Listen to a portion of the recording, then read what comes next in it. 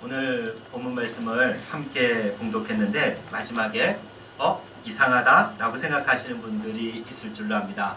이 문장이 다 끝나지 않기 때문이죠. 더욱이 문단 나누기를 하더라도 22절에서 끝나고 23절부터는 새로운 문단이 시작이 되는데 오늘 본문이 좀 어정쩡하다 라고 생각하실지 모르겠습니다. 그래서 23절까지 읽는 것이 영 찜찜하게 생각되시는 분들이 있을 줄 압니다. 우선 성경의 장절 구분이라는 것은 성경이 처음 기록되었을 때부터 있었던 것은 아닙니다. 후대에 사람들의 편의를 위해서 장절 구분을 두었죠. 문단 구분도 마찬가지입니다. 물론 장절 구분보다는 문단 구분이 훨씬 오래된 역사를 가지고 있는데 그렇다고 하더라도 그것이 절대적이다라고 할 수가 없습니다. 특히 요즘 성경 대부분, 여러분들이 가지고 있는 성경 대부분은 문단을 구분해 놓고 또 거기다가 소제목까지 달고 있는데 이것은 학자들마다 또 목회자들마다 모두 조금씩 다르다고 볼 수 있습니다. 주연절 후 세 번째 주일 성서 정관은 전통적으로 23절까지 읽을 것을 권유합니다. 그래도 문장이 딱 끝나지 않은데 괜찮은가 하시겠지만 이 헬라어 성경, 이 신약 성경이 기록된 그 언어죠. 헬라어 성경과 다른 번역본 성경을 보면 대부분 한 문장이 끝나는 것으로 되어 있습니다. 그래서 새번역 성경만 보더라도 고쳐주셨다 하고 마침표를 딱 찍고 있어요. 그래서 조금 어색하기는 하지만 23절까지 읽어도 괜찮습니다. 물론 22절까지 읽어도 전혀 상관은 없습니다. 그래서 저도 오늘 설교를 준비하면서 처음엔 좀 어색해서 저도 그냥 22절까지 해야지 라고 했는데 또 막상 또 설교 준비를 하다 보니까 23절까지 이어지는 것이 자연스럽구나 하는 생각을 갖게 되었습니다. 오늘 본문 범위에 대해서는 여기까지 말씀을 드리고 이제 본문에 대해서 좀 어색한 것들은 잊으시고 이제 본격적으로 말씀 속으로 함께 들어가도록 하겠습니다. 오늘 본문은 내용상 보면은 한 3-4가지의 이야기가 나옵니다. 처음으로 구약 이사야서를 인용하면서 빛이 어두운 땅을 비춘다 라고 말합니다. 그리고 예수님께서 회개하라 천국이 가까웠다 라고 선포하십니다. 그리고 나서 예수님이 제자들을 부르시는 이야기가 나오지요. 그리고 나서 마지막으로 예수님이 하시는 사역, 즉 가르치고 또 전파하고 고치시는 사역이 간단하게 기록이 되어 있습니다. 12절과 13절에서 예수님이 언제 어디서 사역을 했는지 우리가 알 수 있는데 우리 12절과 13절 말씀을 함께 봉독하겠습니다. 12절과 13절 말씀입니다. 예수께서 요한이 잡혔음을 들으시고 갈릴리로 물러가셨다가 나사렛을 떠나 스불론과 납달리 지경 해변에 있는 가버나움에 가서 사시니. 여기서 말하는 요한은 세례자 요한을 뜻합니다. 당시 백성들에게 큰 칭송을 받던 인물이었습니다. 회개의 세례를 전파했고 또 그에 따른 결단을 요구하기도 했습니다. 그러면서 그는 자연스럽게 예수님이 가실 길을 미리 예비하던 그런 선지자였습니다. 세례 요한은 정권을 향해서도 쓴소리를 마다하지 않았습니다. 그는 동생의 아내와 결혼할 정도로 도덕적으로 매우 문란했던 왕, 당시 왕 헤롯 왕을 향해서도 그것은 옳지 않은 일입니다. 회개하십시오 라고 분명하게 말을 했던 사람입니다. 그렇게 왕을 대적했던 사람이 세례자 요한이었어요. 요즘에도 그렇지만 당시에도 불의한 권력과 맞서는 일은 목숨을 거는 일과 마찬가지입니다. 그렇지만 세례 요한은 정의를 위해서 이런 위험을 감수합니다. 결국 헤롯은 세례자 요한을 잡아 가두게 되고 나중에는 그를 목을 치게 됩니다. 어쨌든 이렇게 세례 요한이 잡혔을 때 예수님께서는 갈릴리 지역으로 오십니다. 이 갈릴리는 예수님이 자라는 나사렛이라는 동네를 포함하는 지방입니다. 여러분들 잘 아시는 갈릴리 호수가 있죠. 그리고 그것은 디베랴 바닷가 또는 긴네사렛 호수가 이런 여러 가지 이름으로 불립니다. 그리고 13절에 나오는 스불론과 납달리 지경 가버나움이라는 도시 역시 갈릴리 지역에 해당을 합니다. 근데 이 지역들은 대부분 낙후되고 대대로 천대받던 지역이었습니다. 그런 역사는 우리 성경에서 보자면은 솔로몬 왕에까지 거슬러 올라갑니다. 솔로몬 왕이 성전 건축을 하는데 그때 쓰였던 재료 중 가장 중요한 재료가 백향목입니다. 나무 재료입니다. 저도 이번에 지하 리모델링을 하면서 보았는데 이 나무가 생각보다 굉장히 많이 쓰이더라고요. 근데 그 당시는 어떻겠습니까? 나무가 훨씬 더 많이 쓰였습니다. 그런 중요한 재료인 백향목을 두로왕 히람에게 공급을 받았습니다. 그리고 그 대가로 갈릴리 지역 20성읍을 히람에게 주게 됩니다. 근데 그 성읍을 히람이 매우 못마땅하게 생각했어요. 좋은 땅이 아니었기 때문입니다. 그 후로 아수르, 바벨론, 바사 등 강대국이 쳐들어올 때마다 그 지역은 점령을 당했습니다. 그래서 혼혈 인종도 많았고 문화도 복합적이었고 종교도 여러 가지가 섞여 있는 그런 지역이었습니다. 대부분 경제적으로도 매우 떨어진 낙후된 곳이었어요. 가버나움 정도만 세관이 있고 또 로마의 군대가 주둔했기 때문에 약간 형편이 났지만 대부분 비슷한 형편이었습니다. 예수님은 바로 이곳에서 사역을 시작하십니다. 보통의 사람들은 출발을 근사하게 하고 싶어 하죠. 대부분의 사람들은 할 수만 있다면 많은 대중들에게 주목을 받으면서 시작을 하고 싶어 합니다. 더욱이 예수님은 이 세상을 구원하러 오셨기에 중심부에서 사역을 시작한다면 더 많은 사람들에게 더 빨리 알려질 수 있었을 겁니다. 가령 예루살렘과 같은 곳에서 사람을 고쳐주셨다면 바로 떠오르는 선지자로 추앙받았을 겁니다. 예수님은 충분히 그런 능력이 있는 분이죠. 그러나 예수님은 그런 중앙 무대가 아닌 갈릴리라는 변방을 택하셨습니다. 그것도 낙후되고 가난하고 비참한 동네를 말입니다. 그곳에서 사는 사람들을 16절에서 이렇게 묘사를 합니다. 흑암에 앉은 백성, 사망의 땅과 그늘에 앉은 자라고 묘사하고 있습니다. 그런데 예수님이 이렇게 변방에서 어둠과 사망의 땅에서 사역을 시작을 하셨는데 그럼으로써 예수님은 구약에서 예언된 메시아라는 증거를 받게 됩니다. 14절부터 16절까지 말씀을 함께 봉독하겠습니다. 14절부터 16절까지 말씀입니다. 이는 선지자 이사야를 통하여 하신 말씀을 이루려 하심이라. 일러스되 스불론 땅과 납달리 땅과 요단강 저편 해변길과 이방의 갈릴리여, 흑암에 앉은 백성이 큰 빛을 보았고 사망의 땅과 그늘에 앉은 자들에게 빛이 비치었도다 하였느니라. 아멘. 마태복음은 특히 유대인들을 위해 기록되었기 때문에 구약 말씀이 많이 인용되고 있습니다. 그러면서 예수님은 구약에서 예언된 바로 그 메시아라고 증거를 하는 거죠. 예수님이 갈릴리 지역에서 사역을 시작하신 것도 구약 이사야에서 말씀하시는 바와 같다는 겁니다. 이사야에서 말씀하기를 갈릴리 지역에 예수님이 오신 것을 마치 어둠에 빛이 비추인 것과 같다고 묘사를 합니다. 왜냐하면 예수님은 빛이기 때문이죠. 그래서 예수님에게서 구약 말씀이 성취된 것으로 유대인들에게 각인시킬 수 있었던 겁니다. 물론 유대인들에게만 해당하는 말씀은 아닙니다. 오히려 이방의 갈릴리여 하는 표현에서 알 수 있듯이 유대인들에게 천대받고 그리고 소외받던 지역에 예수님이 빛으로 오셨다는 의미가 있습니다. 그렇기에 예수님은 죽음과 그리고 절망 속에서 사는 사람들에게 희망이 되고 있는 겁니다.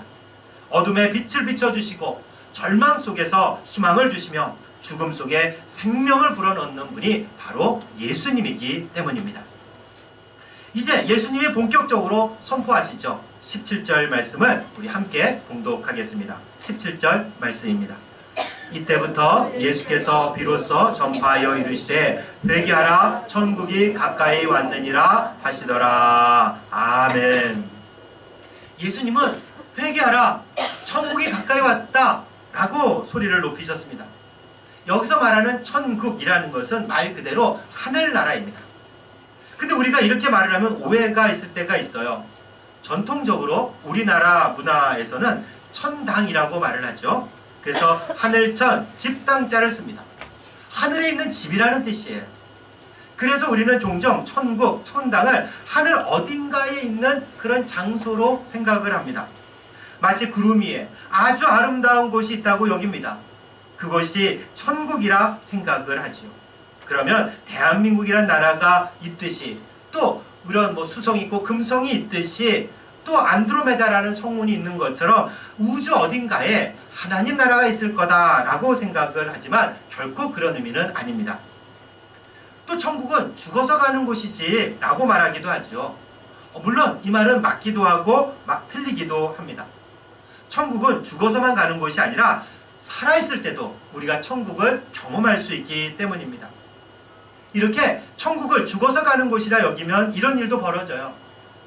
살아있는 동안에 죄를 지으면서 허랑방탕하게 살다가 죽기 직전에 예수님을 믿고 천국에 가겠다고 말하는 분들이 있습니다. 아주 영특한 잔꾀를 가진 분들입니다. 그러나 이 방법은 실패할 확률이 아주 많고요. 아니, 대부분 실패합니다. 그리고 더욱이 천국은 죽어서만 가는 곳이 아니라는 점이에요. 그렇기 때문에 우리가 죽기 전에도 이 세상에서 천국을 누릴 수 있다면 그거보다 더 큰 기쁨과 감사가 없습니다. 이렇게 천국은 어떤 장소를 의미하지 않아요. 근데 또 어떤 분들은 이렇게 얘기를 합니다. 우리가 사는 곳을 3차원이라고 한다면 4차원의 세계도 있고 5차원의 세계도 있고 6차원 이런 식의 차원이 있다고 생각을 해요. 그래서 어딘가에 가다 보면은 그런 하나님의 나라가 존재한다라고 주장하기도 합니다. 그래서 하나님의 나라는 뭐 몇 차원이다 이런 식으로 얘기하시는 분들이 있죠.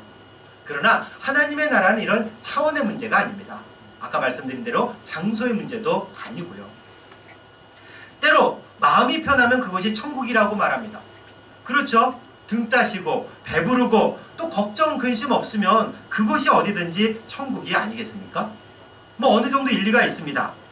로마서 14장 17절에서도 사도 바울은 이렇게 말을 합니다. 천국은 먹는 것과 마시는 것이 아니요 오직 성령 안에 있는 의와 평강과 희락이라 라고 말씀합니다. 그러나 성령 안에서 라고 말한 것을 우리가 간과해서는 안 돼요. 단순히 우리가 마음이 편하고 갖출 것을 다 갖추고 있다고 해서 그것이 천국이 아니에요. 많은 사람들은 명상과 같은 활동을 통해서도 마음의 평강을 얻어요. 호흡을 조절하면서부터도 마음의 평강을 얻는 분들이 있습니다. 그러나 오직 성령 안에서 경험할 수 있는 의와 평강과 희락, 그것을 경험할 때 그곳이 바로 천국이다 라고 말씀드릴 수가 있습니다. 그럼 도대체 천국은 무엇입니까? 오늘 본문에서 말하는 천국은 하나님 나라를 말하네요. 하나님 나라가 무엇이겠습니까? 그 하나님 나라는 것은 한마디로 하나님의 다스림이 있고 하나님의 통치가 이루어지는 곳입니다. 하나님의 뜻이 지배하는 관계와 삶이 있다면 바로 그것이 하나님의 나라입니다. 그런데 이 세상에서 하나님의 섭리가 이루어지지 않는 것이 있습니까? 모든 세상 만물을 하나님이 만드셨고 지금도 하나님은 그것들을 통해서 역사하시고 우리 삶에도 개입을 하고 있지 않습니까? 모든 것을 다 하나님이 다스리고 모든 곳에 하나님의 섭리가 있어요. 그러나 그 다스림을 인정하는 사람이 있고요. 그 다스림을 인정하지 못하는 사람이 있습니다. 심지어 그리스도인이라고 하면서도 그 다스림을 깨닫지도 못하고 알지도 못하는 사람들이 많이 있습니다. 그래서 하나님의 다스림과 통치를 인정하고 그것을 믿고 그것에 순종할 때 그 장소와 시간에 상관없이 그것을 바로 하나님의 나라라고 말할 수가 있는 겁니다. 같은 시간, 같은 장소, 같은 일을 겪으면서도 하나님의 다스림과 하나님의 통치를 인정한다면 그 사람은 하나님의 나라를 경험하는 사람입니다. 그러나 하나님의 다스림을 인정하지 않는 사람은 하나님 나라를 절대로 경험할 수 없습니다. 그럼 어떻게 해야 하나님의 다스림과 그리고 하나님의 통치를 인정할 수 있을까? 오늘 예수님은 그것을 위해서 회개하라 라고 말씀하고 있습니다. 회개라는 것은 우리가 많이 쓰는 단어죠. 우선 우리가 저지른 잘못을 뉘우치는 것도 회개입니다. 내가 지난주 이렇게 살다 보니까 또 거짓말을 했어요. 그래서 하나님 제가 거짓말했습니다. 잘못했습니다. 용서해 주십시오. 이렇게 말하는 것이 회개예요. 그래서 우리가 주일 예배 때마다 참회의 기도를 드리지 않습니까? 우리가 잘못한 것을 고백하고 뉘우칩니다. 이것이 회개입니다. 그러나 예수님이 여기서 말씀하시는 회개는 더 큰 의미를 갖고 있습니다. 여기서 말하는 회개는 방향을 바꾸는 거예요. 도로에서 보자면은 가던 길에서 유턴하는 것이 회개입니다. 부산으로 열심히 차를 달려가고 있었는데 그 부산에서 길을 바꿔서 다시 서울로 올라오는 것, 그것이 회개입니다. 가던 길에서 돌아서서 반대 방향으로 가는 것이 회개. 내가 한두 가지 잘못한 것을 뉘우치는 것이 다가 아닙니다.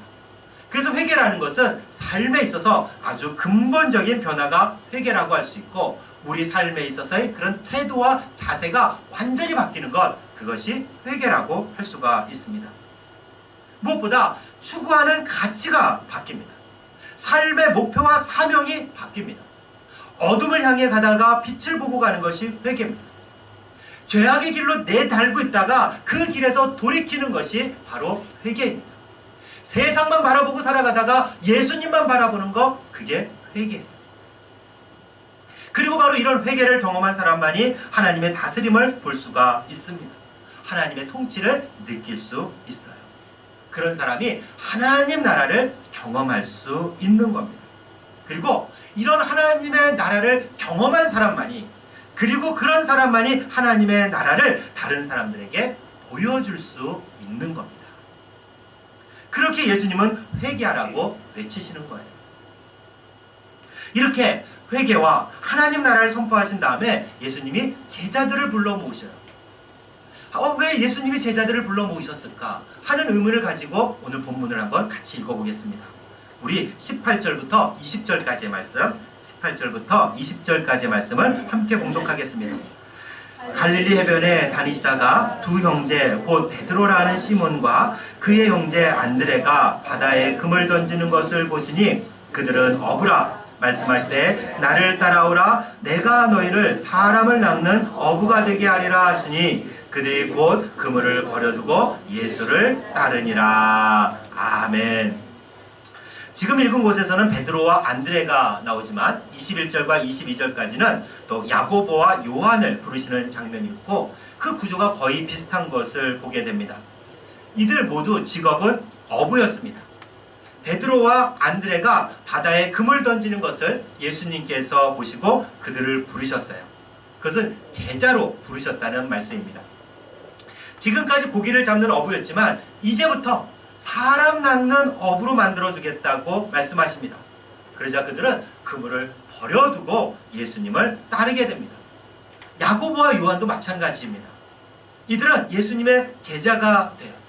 그러면서 제자가 어떤 사람인지를 우리가 잘 보여주고 있습니다. 우리가 제자라고 하면은 좀 어렵게 생각하는 경향이 있습니다. 아무나 하는 것이 아니라고 생각을 해요. 그래서 제자 훈련합시다 라고 하면은 많은 분들이 피합니다. 그러나 초기 기독교 공동체에서 제자란 예수님을 믿고 따르는 사람들 모두를 제자라고 말했습니다. 오히려 그리스도인, 기독교인이라는 말은 아주 후대에 생기게 되죠. 이렇게 예수님을 따르는 제자는 다름이 아니라 삶의 목표가 바뀐 사람들을 말합니다. 베드로와 안드레에게 고기 잡는 것은 그들의 생업이었어요. 그렇게 고기를 잡고 가정을 돌봤을 겁니다. 자녀들을 잘 뒷받침해서 그들이 고기 잡는 일이 아니라 좀 더 근사한 일을 하기를 바라면서 열심히 고기를 잡았을 겁니다. 이렇게 고기 잡는 것은 생업, 그 이상의 것이었어요. 그 이상은 아니었습니다. 그런데 예수님께서는 그들에게 새로운 목표를 주셨어요. 사람 낚는 어부. 그럼 사람 낚는 어부라는 게 어떤 의미겠습니까? 전통적으로 이 말씀은 복음을 사람들에게 전하라 라는 뜻으로 해석이 됐습니다. 사람들에게 복음을 전하고 예수님을 믿게 하고, 그래서 결국 그들을 하나님의 나라로 인도하는 것, 그것이 바로 이제 너의 새로운 목표다 라고 말씀하고 있는 겁니다. 사람들에게 복음을 전하고 예수님을 믿게 하고 결국 그들을 하나님의 나라로 인도하는 것을 말하는 거죠. 이들에게 새로운 목표가 주어진 겁니다. 그렇죠? 그리고 이것은 바로 이들에게 주어진 가장 큰 사명이 됩니다. 이 사명을 위해서 베드로와 안드레는 그물을 버려두고 예수님을 따르게 됩니다. 그물은 그들의 생업에 있어서 가장 중요한 것 아니겠습니까? 아니 어부가 그물 없이 어떻게 고기를 잡겠습니까? 야고보와 요한은 배와 아버지를 버리고 예수님을 따랐다고 기록하고 있습니다. 그럼 내가 예수님의 제자가 되기 위해서는 직업도 버리고 부모도 버리라는 의미가 되겠습니까? 사람에 따라서는 그렇게 하는 이들도 있습니다. 우리가 합법적인 직업이 아니라면 떠나야죠. 그리고 만일 또 우리 부모가 무당이고 사는 곳이 절간이라면 그곳을 떠나야죠. 그러나 모든 사람이 그렇지는 않습니다. 아니 도대체 배를 버려두고 그물을 버려두고 아버지를 버려두고 떠난다는 것이 어떤 의미겠는가? 그것은 바로 세상적인 방법과 방식, 그리고 세상이 추구하는 가치에서, 또 세상이 추구하는 목표에서 분명히 벗어나야 한다는 뜻입니다. 세상은요, 무엇보다도 돈이라는 것을 최고의 가치로 여기고 있어요. 그렇다면 거기서 벗어나야 되는 겁니다. 돈을 벌 수 있다면 정의가 왜 필요한가? 라는 이런 헛된 말에서도 벗어나야 됩니다. 돈을 모을 수 있다면 수단과 방법을 가리지 말고 돈을 모으라고 한다면 그런 것에서도 떠나야 됩니다. 돈만이 나를 보호해줄 수 있다고 여긴다면 그런 생각에서 떠나야 됩니다. 내 행복을 위해서 더 많이 모으고 또 내 행복을 위해서 다른 사람의 행복을 뺏을 수 있다는 생각에서 벗어나야 됩니다. 내가 1등하기 위해서 친구와의 우정을 버릴 수 있다는 생각도 벗어나야 됩니다. 한마디로 세상에서 추구하는 가치와 목표, 그리고 그것을 얻는 세상적 방법과 방식에서 떠나는 것, 그것이 바로 그물을 버려두고 아버지와 배를 버려두고 떠나는 겁니다. 왜 그렇겠습니까? 그래야 우리는 예수님의 제자로서 하나님의 나라를 경험할 수 있기 때문입니다. 여기서 우리가 분명히 알아야 될 것이 하나 있어요. 하나님의 나라라는 것은요, 이 현재의 세상이 발전하고 어느 날 되면은 그것이 하나님 나라가 되는 것이 결코 아닙니다. 이 세상이 발전하고 진화해서 그런 하나님의 나라가 되는 것이 아니라는 겁니다. 무슨 말인가 하면, 여러분들 송아지가 있잖아요. 송아지가 그대로 크면 어른 소가 됩니다. 그러나 하나님의 나라는 그렇지 않다라는 거예요. 대한민국이 발전하면, 그래서 GDP나 GNP가 올라가면 하나님의 나라가 되는 것이 아닙니다. 그렇게 될 수 있다라고 믿는다면 송아지가 크면 말이 된다고 믿는 것과 똑같은 의미입니다. 시간이 지나면 어둠이 저절로 빛이 된다고 생각하는 것과 같습니다. 하나님의 나라는 이 세상에서 생겨날 수가 없는 겁니다. 완전히 다른 것이기 때문입니다. 하나님 나라는 이 세상이 발전한 가장 살기 좋은 그런 나라, 그런 국가가 아닙니다. 오히려 하나님 나라는요, 이 세계로 들어오고 있다라는 표현을 씁니다. 하나님의 나라가 이 땅에 임하고 있다라는 표현을 씁니다. 마치 어둠 속에, 어둠이 있는 곳에 빛이 비추는 것처럼 말이에요. 바로 예수님 덕분에 일이 가능해졌어요. 하나님 나라가 그분으로 인해서 시작이 되었기 때문입니다. 그리고 그분이 택하시고 부르신 제자들이 하나님 나라를 경험하고 하나님 나라를 세상 사람들에게 보여줄 수 있는 겁니다. 세상이 추구하는 가치나 세상의 방법과 방식이 아니라 예수님으로 인해 새로운 사명이 생기고 오직 하나님의 방법과 방식으로 살아갈 때 바로 그런 사람들이 하나님의 나라를 경험하고 하나님의 다스림과 하나님의 통치를 경험하게 되는 겁니다. 예수님이 제자들을 부르신 이유가 바로 이것입니다. 하나님의 나라의 새로운 질서를 보여주기 위해서입니다. 하나님의 방법과 방식을 보여주기 위해서였습니다. 그러나 이는 세상의 방법과 방식에서 완전히 벗어날 때 가능한 거예요.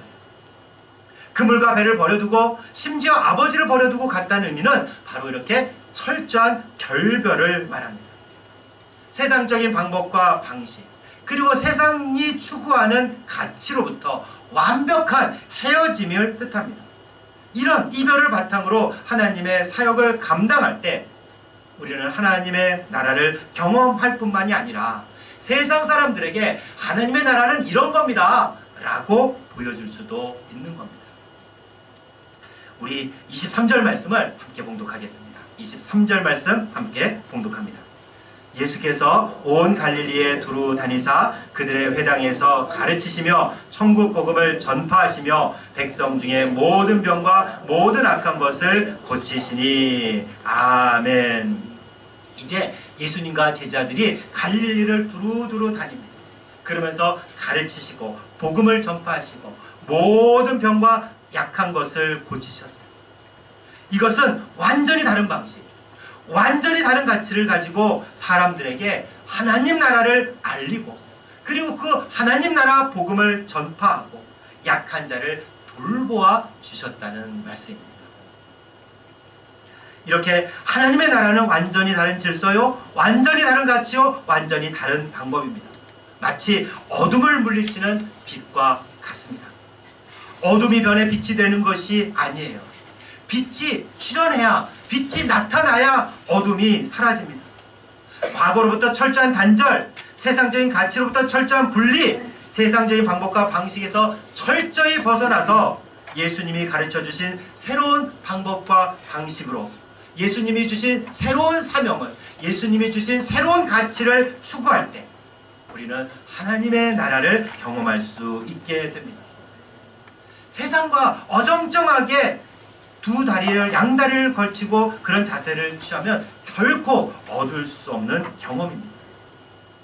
사랑하는 교회 여러분, 철저한 회개를 통해서 하나님의 나라를 경험하고 또 하나님의 나라를 보여주는 여러분과 제가 되기를, 그리고 우리 송파교회가 되기를 주님의 이름으로 축원합니다. 아멘.